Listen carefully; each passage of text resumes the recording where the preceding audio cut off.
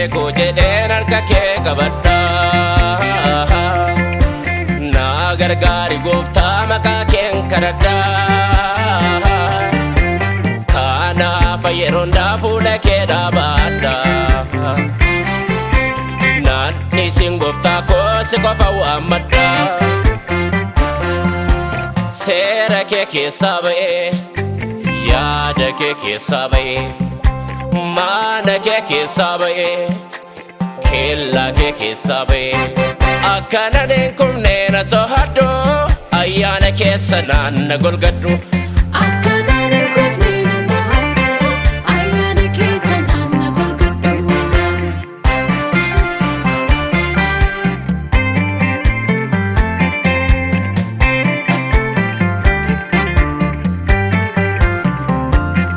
Akka Saamsoon ijjiitti koo hime akkan dadhabneefi akka Yihuudaa gooftaa koo gurgure ka hin banneefi.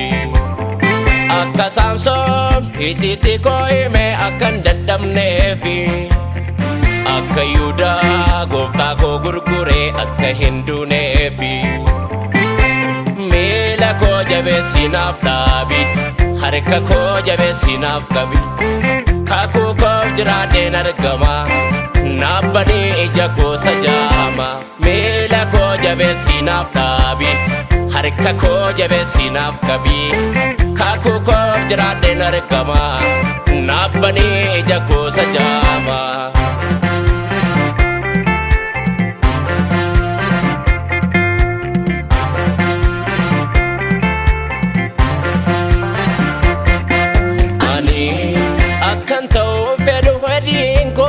Yoo na wajjin taate gooftaa koo akka Daawitii fi Phexros akka Yohaannis Phaawulos goota onneen isaanii qurxamaa ani sa'een dubbii kee himaa na gargaari. Ani akkan ta'uu fedhu hawwiin koo yoo na wajjin taate gooftaa koo akka Daawitii fi Phexros akka Yohaannis Phaawulos goota onneen isaanii qurxamaa ani sa'een dubbii kee himaa na gargaari. Na gargaari na gargaari harka koo na qabee na geessi gargaari. Na gargaari na gargaari du'a badii jalaa na baraari.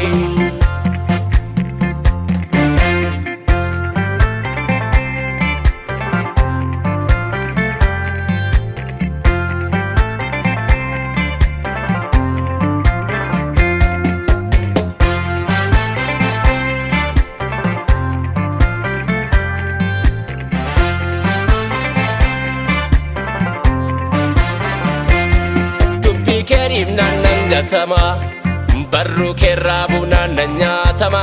Dhibaa'ee gatii kee kan nyaanne wanjoo narraa bu'ee kan baanne na laalee dhaloon akkan banne biqiltuun harkatti akkan gogne duuba kootti akkan hin deebine bineensaan akkan hin nyaatamne na gargaari. Na gargaari na gargaari harka koo na qabee na geessi gargaari. Na gargaari na gargaari du'a badii jalaa na bara.